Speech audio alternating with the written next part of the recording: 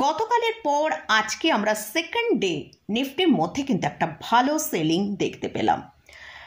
Nifty 181 point, bank Nifty 398 point কারেকশানে আজকে closing দিয়েছে। এছাড়াও মিড ক্যাপ এবং স্মল ক্যাপ ইন্ডেক্সের মধ্যেও কিন্তু আজকে ভালো কারেকশান এসেছে। Mid cap index 323 point, small cap ইন্ডেক্সে 172 পয়েন্ট কারেকশানে ক্লোজ দিয়েছে। তো মার্কেটে এই যে এতটা কারেকশান এসেছে, সেক্ষেত্রে কেন মার্কেটে এতটা কারেকশান এলো সেটা নিয়ে ডিসকাস করব। এছাড়া আগামীকাল নিফটি ব্যাংক নিফটি কীরকম ট্রেড করবে সেটা নিয়েও আলোচনা করব। এরই সাথে সাথে দুটো স্টক সম্পর্কে আপনারা ডিসকাস করার জন্য রিকোয়েস্ট করেছেন, সেই দুটো স্টক নিয়েও ডিসকাস করব। তাহলে চলুন ভিডিওটা শুরু করা যাক। ভিডিও শুরু করার আগে বলি, চ্যানেলে যদি ফার্স্ট টাইম ভিজিট করে থাকেন তাহলে অবশ্যই চ্যানেলটি সাবস্ক্রাইব করে নেবেন আর পাশে থাকা বেল আইকনটা প্রেস করে রাখবেন। আমি ভিডিও আপলোড করার সাথে সাথে আপনাদের কাছে ভিডিওটা পৌঁছে যাবে। গতকাল মার্কেটের মধ্যে একটা ভালো প্রফিট বুকিং দেখেছিলাম, আজ কিন্তু মার্কেটের মধ্যে ভালো সেলিং দেখলাম। তো নিফটিকে আমরা দেখেছি আজকে যে হাইটা তৈরি করেছিল সেটা হচ্ছে 23,714 এবং সেখান থেকেই ভালো সেলিং আসে। নিফটি নিচের দিকে 23,451 পর্যন্ত লো করে 23,450-এর সাপোর্ট নিয়ে সেখান থেকে ক্লোজিং টাইমে 23,486-তে ক্লোজিং দিয়েছে। গতকালের ভিডিওতেই আমি আপনাদের সাথে শেয়ার করেছিলাম নিফটির জন্য যেটা স্ট্রং সাপোর্ট সেটা হচ্ছে 23,450। তো সেখানেই সাপোর্ট নিয়ে নিফটি আজকে ওপরের দিকে মুভ করেছে। কিছুদিন ধরে নিফটিকে দেখছি এর কাছে ক্লোজ দিচ্ছিল। আজকে আমরা নিফটির মধ্যে যেটা দেখলাম, গতকাল আমরা ভালো প্রফিট বুকিং দেখেছিলাম, আজকে কিন্তু একটা ভালো সেলিং আমরা নিফটির মধ্যে দেখতে পেলাম এবং বেশ অনেক দিনই পরে নিফটির মধ্যে আমরা চার্টে দেখতে পাচ্ছি নিফটি লোয়ার লো এবং লোয়ার হাই তৈরি করেছে। অর্থাৎ নিফটির গতকালের যে হাই ছিল 23,869, আজকে যে হাইটা করেছে 23,736 এবং লো যেটা গতকাল তৈরি করেছিল সেটা হচ্ছে 23,600, আজকে যে লোটা তৈরি করেছে 23,451। অর্থাৎ নিফটি লোয়ার লো এবং লোয়ার হাই তৈরি করেছে। এছাড়াও আমরা নিফটির মধ্যে দেখতে পাচ্ছি যে ইন্টারডে বেসিসে যে লোটা তৈরি করেছে তারই কাছাকাছি আজকে নিফটি ক্লোজিং দিয়েছে। তাই আমরা নিফটির মধ্যে কিন্তু একটা ভালো যে সিগন্যালটা পাচ্ছি যে নিফটি কমজোর হতে চলেছে, আগামী দিনে হয়তো এখান থেকে আরও বেশ কিছুটা নিচের দিকে নিফটি আসতে পারে।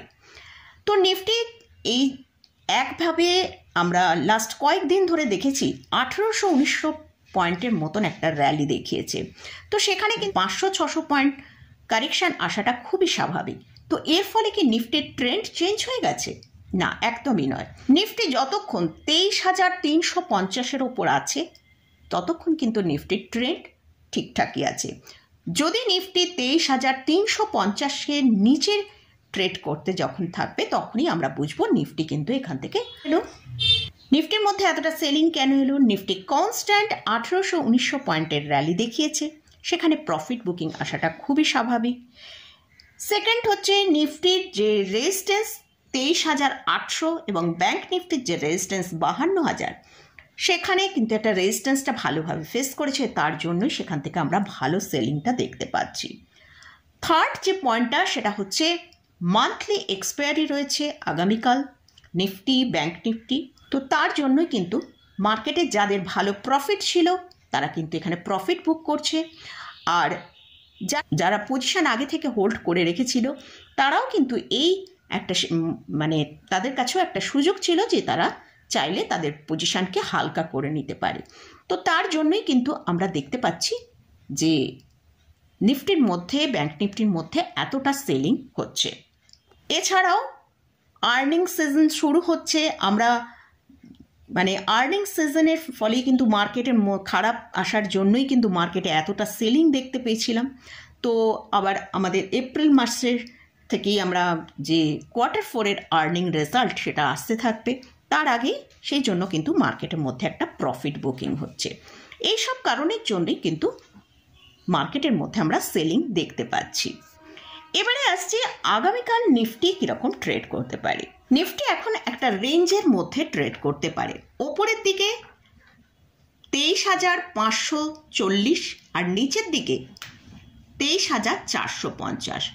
যদি এই রেঞ্জের বাইরে নিচের দিকেই হোক ওপরের দিকে যে রেঞ্জের বাইরে ট্রেড হবে সেক্ষেত্রে কিন্তু একটা ভালো মুভ আসতে পারে। যদি নিফটি 23,450কে ব্রেক করে তাহলে নিচের দিকে 23,350 কাছাকাছি নিচের দিকে আসতে পারে। আর ওপরের দিকে যদি 23,550 থেকে 60-এর ওপর নিফটি ট্রেড করতে থাকে তাহলে ওপরের দিকে আমরা নিফটিকে 23,600 থেকে 650 পর্যন্ত ওপরের দিকে মুভ করতে দেখতে পারি। তো এটা গেল নিফটি নিয়ে আলোচনা করলাম। এবারে আসছি ব্যাংক নিফটি।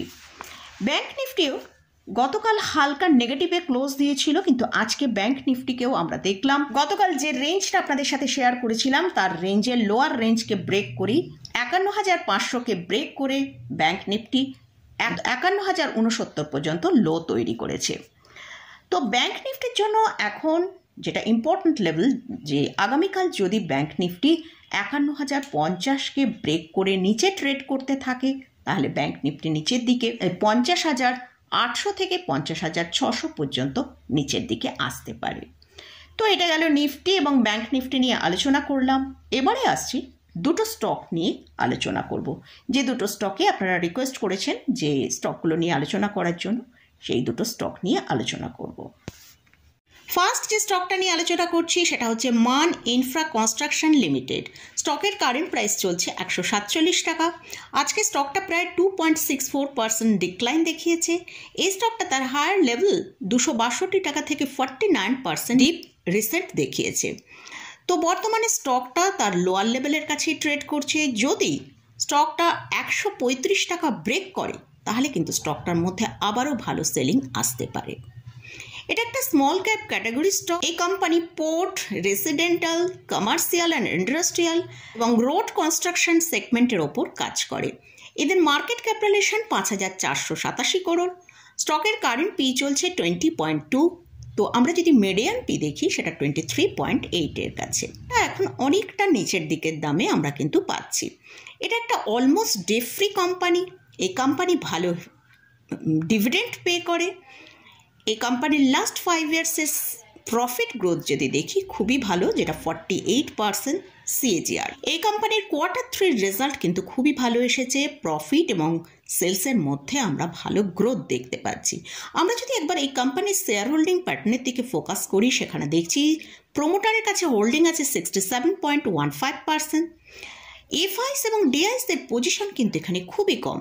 এফআইসের পজিশন আছে 3.72%, ডিআইসের আছে 2.10% এবং পাবলিকের কাছে আছে 27.02%।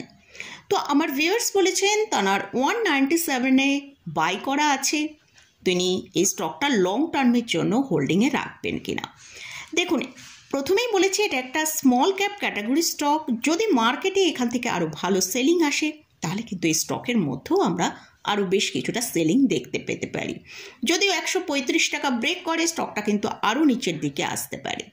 তো ফান্ডামেন্টালি মোটামুটি ঠিকঠাক আছে। আপনি যদি চান তাহলে কিন্তু লং টার্মের জন্য হোল্ড করে রাখতে পারেন, কিন্তু সেলিং প্রেশারটা যদি আপনি নিতে পারেন তাহলে আপনি হোল্ডিংয়ে রাখতে পারেন, কারণ ফান্ডামেন্টালি মোটামুটি ঠিকঠাক আছে।